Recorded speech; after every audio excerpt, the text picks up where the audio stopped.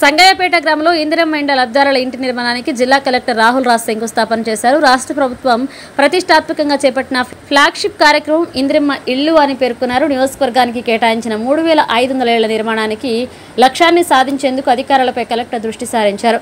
లబ్ధిదారులతో మాట్లాడుతూ నిర్మాణానికి అవసరమైన మార్గదర్శకాలు వివరించి తాము పూర్తి స్థాయిలో సహకరిస్తామని తెలిపారు. వర్షాలను దృష్టిలో ఉంచుకుని పనులు వేగవంతం చేయాలని సూచించారు.